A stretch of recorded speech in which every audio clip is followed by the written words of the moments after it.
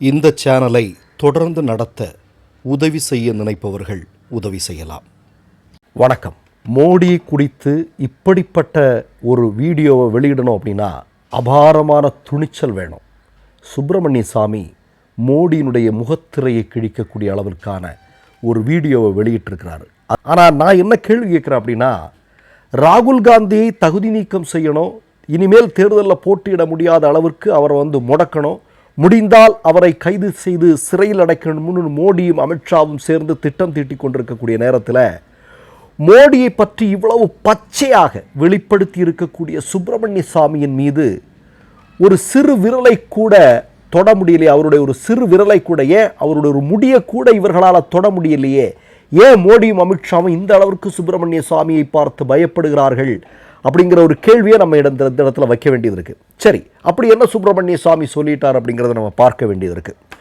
அவர் ஏற்கனவே சொன்னார், அதாவது மோடி குஜராத்தினுடைய முதலமைச்சர் பொறுப்பில் இருக்கும்போதே மோடிக்கு பயந்து பல பெண்கள் அந்த ஊரை விட்டே கிளம்பி போனாங்க. அமெரிக்காவுக்கு போனவங்கெல்லாம் இருக்கிறாங்க, அவங்களெல்லாம் முடிஞ்சால் இங்கே கொண்டு வரணும், கொண்டு வந்து அவர்களுடைய வாக்குமூலத்தை வாங்கணும் அப்படின்னு சுப்பிரமணிய சாமி சொல்லியிருந்தார். இப்போது 2014 அப்போ ஒரு ஸ்டேட்டோட ஒரு முதலமைச்சர், பிறகு அவர் இந்தியாவினுடைய பிரதமர் ஆகிறார்.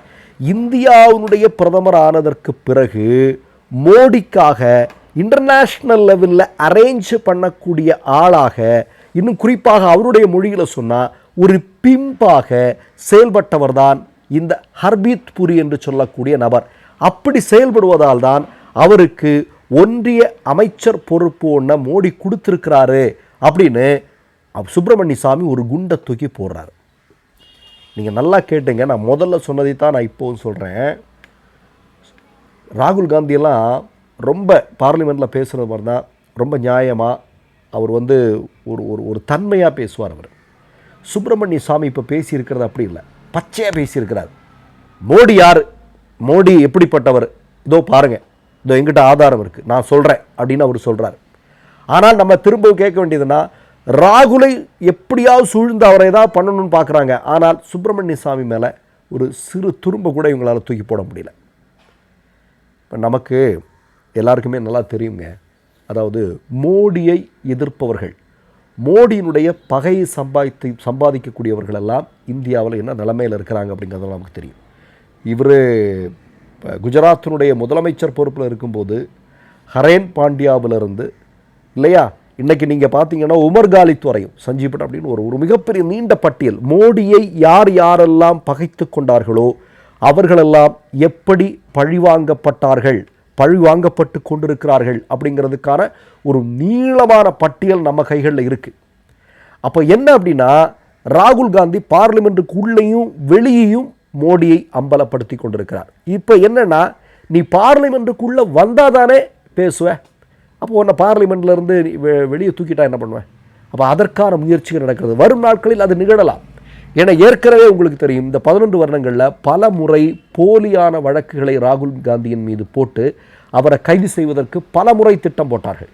ஆனால் அந்த மனிதரை எதுவும் செய்ய முடியலை. ஏன் தெரியுமா? ஒரு முக்கியமான விஷயம் இருக்குங்க. அந்த மனிதருக்கு பின்னால் இன்றைக்கு 100 கோடி மக்களுக்கு மத்தியில் பிஜேபி காரனையும் மனப்பூர்வமாக விரும்புகிறான் ராகுல் காந்தியை. நீங்கள் அதை நம்புறீங்களோ இல்லையோ, உண்மையான விஷயம் அதுதான். பாஜக காரனே பல ஆட்கள் ராகுல் காந்தியை விரும்புகிறான்.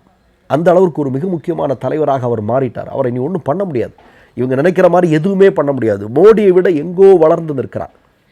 அதனால தான் இவங்க என்னென்னா, தேர்தல் ஆணையம், இவிஎம் மிஷினு, இந்த எஸ்ஐஆர், இப்படிப்பட்ட திட்டங்களோடு இவர்கள் பல்வேறு மாநிலங்களில் தேர்தல்களில் வெற்றி பெற்று கொண்டிருக்கிறார்கள் அப்படிங்கிறதெல்லாம் நமக்கு தெரியும். அது ஏற்கனவே அம்பலப்படுத்தப்பட்ட விஷயம். நம்ம என்ன சொல்கிறோம் அப்படின்னா, இப்போ ஏற்கனவே வெளியான ஒரு புத்தகம், இது வெளியாகலைன்னு சொல்கிறாங்க. இந்தியாவுடைய ஒரு மிக முக்கியமான இராணுவ தளபதி நரவனை வெளியிட்ட புத்தகம், அது அந்த புத்தகமே பிரசுரம் செய்யலை அப்படின்னு சொல்கிறான். கையில் புத்தகத்தை வச்சுட்டு ராகுல் காந்தி நிற்கிறாரு. எப்போ என் கையில் புத்தகம் இருக்குதுன்னு சொல்கிறாரு.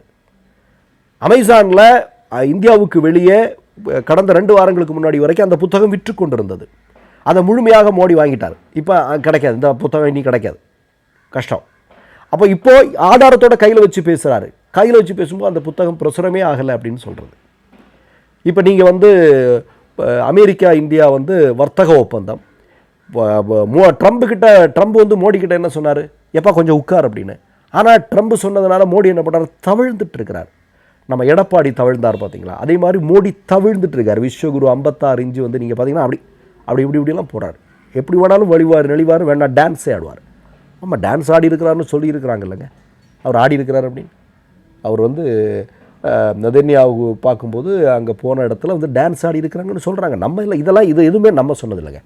இப்போ முதல்ல சுப்பிரமணிய சுவாமி சொன்னது, மோடிக்காக இன்டர்நேஷ்னல் லெவலில் அரேஞ்ச் பண்ணக்கூடியது ஹர்பீத் புரி, அவர் ஒரு பிம்பு அப்படின்லாம் சொல்கிறது நம்ம கிடையாது. நமக்கு இதெல்லாம் பற்றி தெரியாதுங்க. சுப்பிரமணிய சுவாமி சொன்னதை நம்ம செய்தியாக போடுறோம் இல்லையா. நான் என்ன கேட்குறேன், உலகத்தில் இது மாதிரியான குற்றச்சாட்டுக்கு உள்ளாக்கப்பட்டு விட்டு ஒரு மனிதர் தொடர்ந்து அதிகாரத்தில் இருக்க முடியுமாங்க?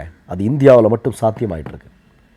இவ்வளவு பெரிய குற்றச்சாட்டுக்குள்ளான ஒரு மனிதர் வந்து இன்னமும் பார்லிமெண்ட்டுக்கு வராமல் பத்தாயத்தில் ஒளிஞ்சுக்கிட்டு, நான் என்னுடைய பதவியை விடமாட்டேன், நான் அதை இருக்க பிடிச்சிக்கிட்டு தான் இருப்பேன், இப்போ அடுத்த தேர்தல் வருது, 5 மாதத்தில் சட்டமன்ற தேர்தல் வருது, இதுக்கு என்னென்ன வேடங்கள் போடலாம், என்னென்ன நாடகங்களை நடத்தலாம் அப்படிங்கிறத மட்டும் யோசித்து கொண்டு இருக்கக்கூடிய ஒரு நபராக நம்முடைய பிரதமர் இருக்கிறார். கொஞ்சம் யோசிச்சு பாருங்க. நீங்கள் ஒன்றுமே புரியலைங்க, ஒன்றுமே புரியல.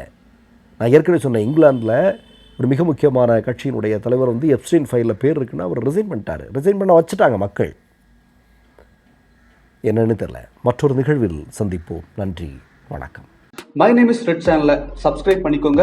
அதுக்கப்புறமா பக்கத்தில் இருக்கிற ஜாயின் பட்டனை கிளிக் பண்ணீங்கன்னா ஒரு நியூ பேஜ் ஒன்று ஓப்பன் ஆகும். அதுலேயும் ஜாயின் பட்டனே கிளிக் பண்ணிக்கோங்க. அதில் பார்த்தீங்கன்னா credit R debit card options இருக்கு. இதில் உங்களுக்கு விசா, மாஸ்டர் கார்டு, ரிப்பே அப்படின்னு 3 ஆப்ஷன்ஸ் கொடுத்துருக்காங்க. அதில் நீங்கள் எந்த கார்டு சூஸ் பண்ணுறீங்களோ அந்த கார்டோட நம்பர் என்டர் பண்ணிக்கோங்க. அப்புறமா கார்டோட வேலிடிட்டி மந்த் அண்ட் இயரை டைப் பண்ணிக்கோங்க. அடுத்தபடியா உங்க கார்டோட பின்னால சிவிசி கோடுன்னு சொல்லிட்டு 3 நம்பர்ஸ் கொடுத்துருப்பாங்க. அந்த நம்பர் இதில் என்டர் பண்ணிக்கோங்க. அப்புறமா அட்ரஸ் அண்ட் இன்ஃபர்மேஷன் என்டர் பண்ணிட்டு பைங்கிற பட்டனை கிளிக் பண்ணிக்கோங்க. ஒருவேளை உங்க கார்டு நம்பர் இன்வாலிட்னு காமிச்சிச்சுன்னா உங்க கார்டுல இன்டர்நேஷனல் யூசேஜை எனேபிள் பண்ணுங்க.